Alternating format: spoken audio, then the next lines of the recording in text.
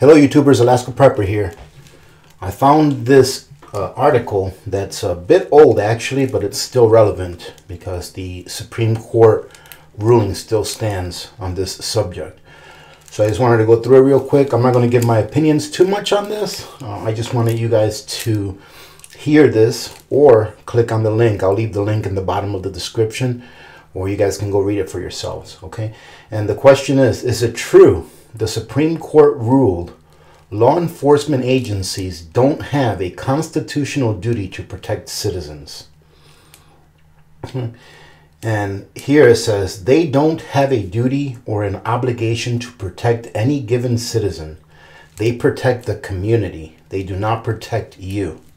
All right, so I'm mainly reading this article, which most of it I'm going to skip, and I'll tell you why. I'm mainly reading this for people that think that help is just a minute or two away if they dial 911, okay? I want to make sure that some of you, I'm sure some of you understand this, but I want to make sure that those of you that don't understand that law enforcement is not obligated by law to protect you, all right? I want you to understand that. That way you can make a better informed decision on how you can tackle on the task of your own and your family's own self-defense, okay? You can decide what it is that you want to do, but I wanted you to read something and maybe you can do a little bit of your own research. That way it will help you to make a better decision on how you will handle self-defense for you and your family, okay? So I'm not going to read this first part because this first part is about the initial ruling that a circuit court passed that says that a municipality is not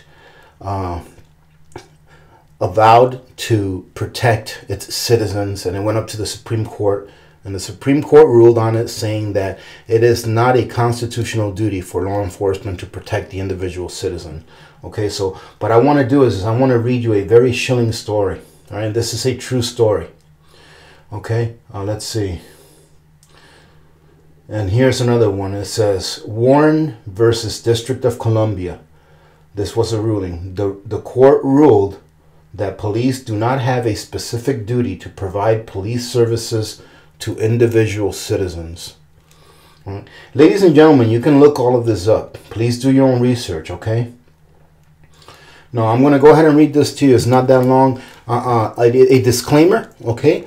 This story is pretty bad, all right?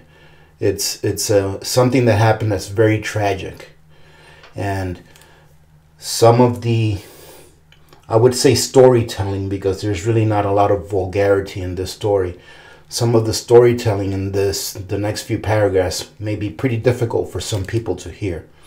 Okay, so I understand 100% if you want to click off. If you're pretty sensitive to things like forced burglary, rape, things like that, you may not want to listen, okay? I understand some people do have a history that maybe involved some of those things, and just as we all do have a history of one thing or another that we are sensitive to, that's where I'm getting at with this. So here, let's go.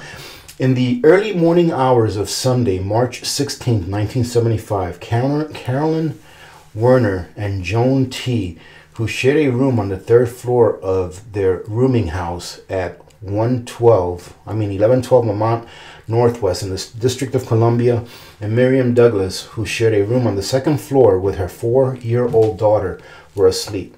The women were awakened by the sound of the back door being broken down by two men, later identified as Marvin Kent and James Morse.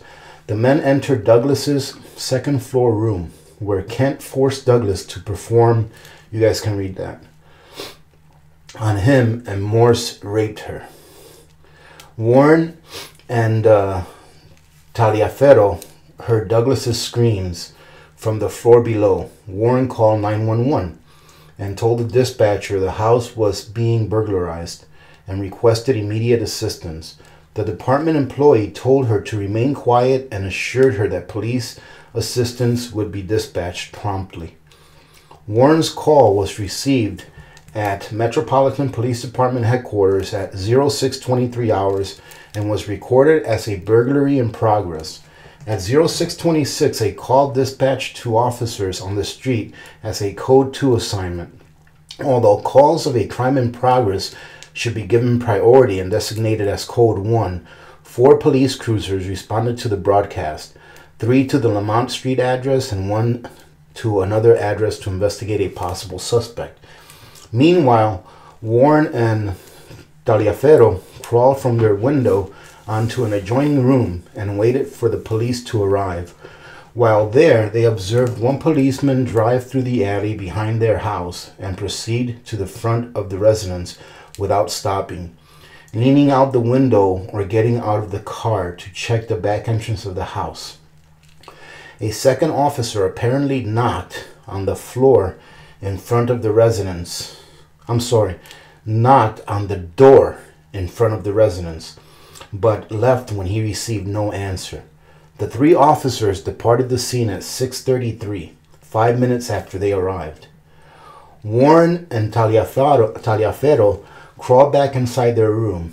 They again heard Douglas' continuing screams, again calling the police. Told the officer that the intruders had entered the home and requested immediate assistance. Once again, a police officer assured them that help was on the way. This second call was received at 6:42 and recorded merely as investigate the trouble. It was never dispatched to any police officers. Believing the police might be in the house, Warren and Taliaferro called down to Douglas, thereby alerting Kent to their presence. At knife point, Kent and Morse then forced all 3 women to accompany them to Kent's apartment. For the next 14 hours, the captive women were raped, robbed, beaten, forced to commit sexual acts upon one another, and made to submit to the sexual demands of Kent and Morse. Warren, Taliaferro, and Douglas brought the following claims of negligence against the District of Columbia and the Metro Police Department. 1. The dispatcher's failure to forward the 6:23 a.m. call with the proper degree of urgency. 2. The responding officer's failure to follow standard police investigative procedures, specifically their failure to check the rear entrance and position themselves properly near the door and window to ascertain whether there was any activity inside. And 3. The dispatcher's failure to dispatch the 6:42 a.m. call. The court upheld the lower court's decision, saying the duty to provide public services is owed to the public at large, and absent a special relationship between the police and an individual, no specific legal duty exists. Apparently, calling the police and being told they are on their way doesn't establish a relationship with them. So, ladies and gentlemen, this was a very difficult story for me to read. Okay? If you want to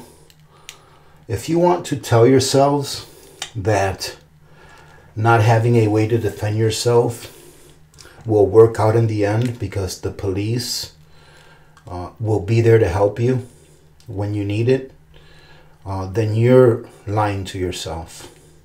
Okay? And I'm not being facetious, and I'm not being critical of anyone's decision. Obviously, you have to make the decisions that you are willing to live with. Okay?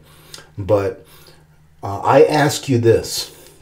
If you are against having any form of self-defense, I ask you this.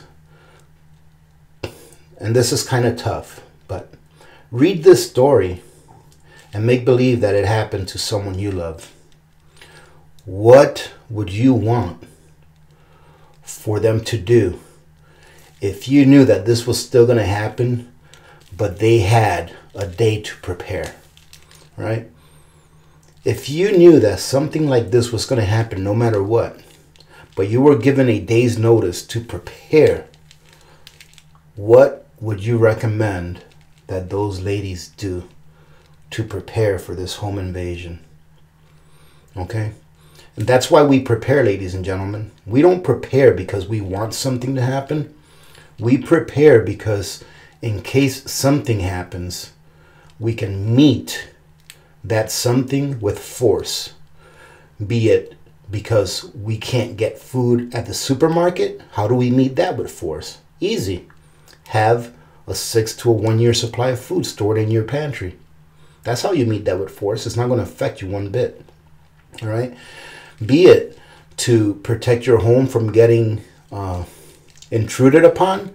How do you meet that with force? Well, one of the first things that I would do myself is to make sure that I have outside defenses. For example, here in Alaska, a lot of people that have cabins out in the wilderness, out in the bush, they take boards, wooden boards, and they drive nails through them. And they put those wooden boards like in the front of their doorway and under windows, you know, on the outside. That way, if a bear comes by with the intent to want to break through that door or that window, they'll step on that nail board and they'll be deterred from trying to go in. It's not going to kill them, but it's going to hurt them enough to where they're like, yeah, I probably don't want to step there again. All right. That's how you meet that head on. All right. You prepare for things to happen that you hope never have to happen.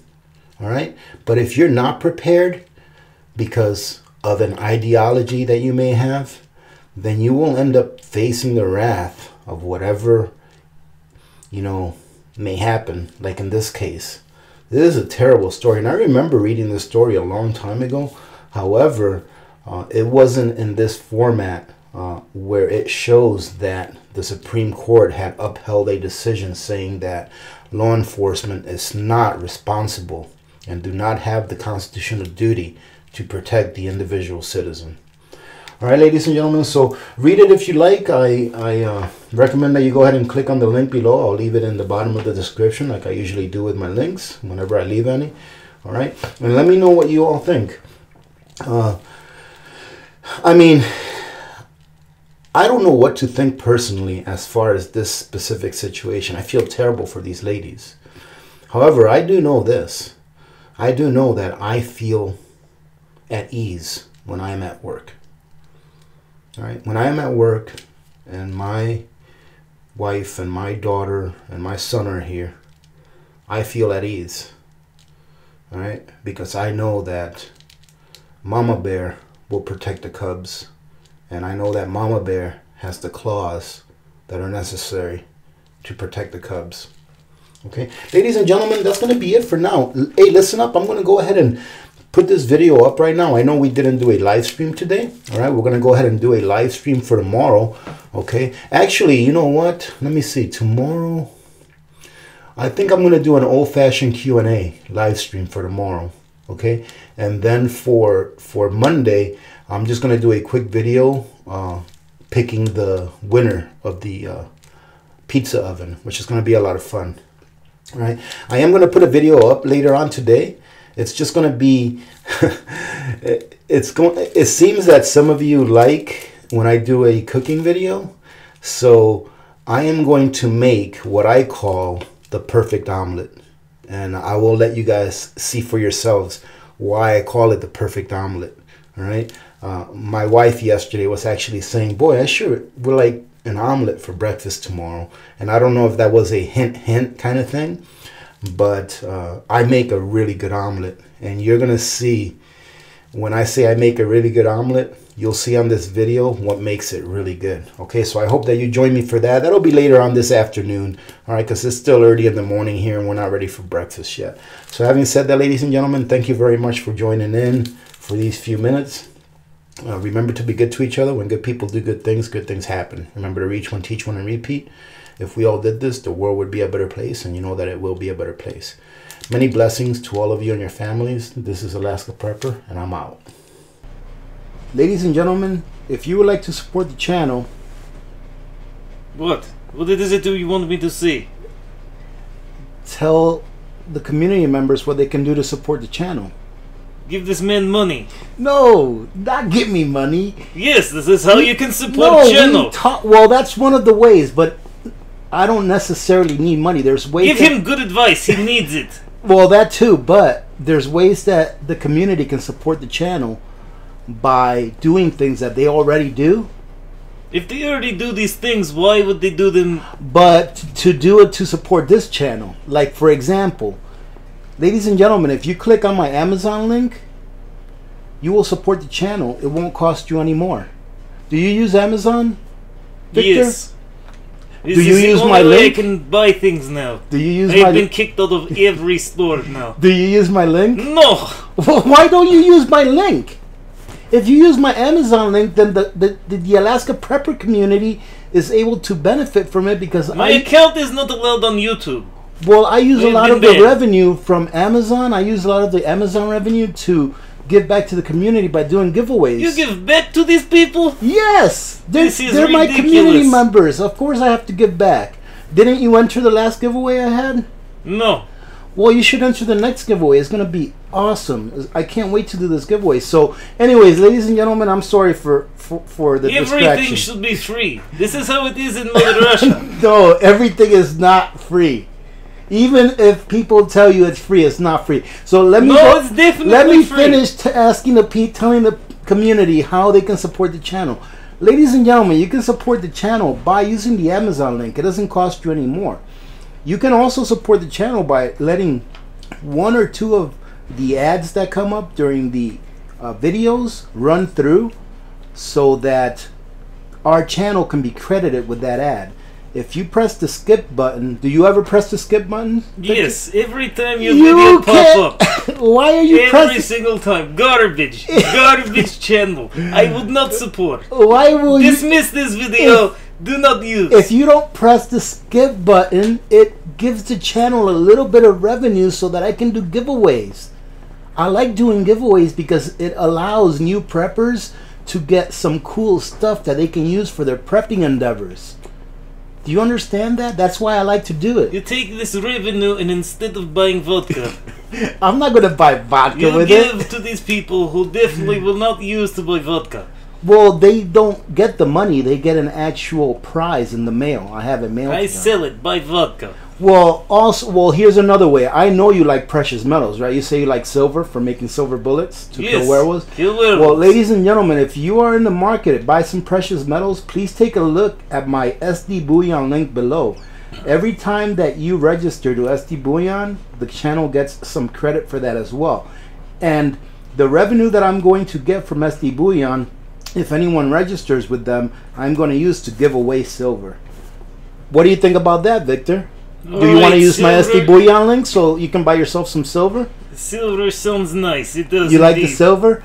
Now, ladies and gentlemen, if you can dig in your pockets, you're more than welcome to do a super chat during our live chats.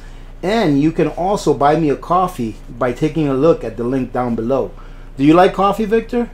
Coffee. What is this coffee? You don't know what coffee is? Coffee. You just like, do they have coffee flavored vodka in Russia? They have what? All right, we're going to go ahead and leave it at that, ladies and gentlemen. I'm going to go ahead and sign off now. So remember to be good to each other, because when good people do good things, Good things happen. remember to reach one, teach one. Repeat this. When good people do good things, No, good no. things happen. Remember to reach one, teach one, and repeat. If we all did this, the world would be a better place. Very Yes, good. there we And go. you know that it will be a better place. Many blessings to all of you and your families. This is Alaska Prepper, And Victor. and we're out. Goodbye.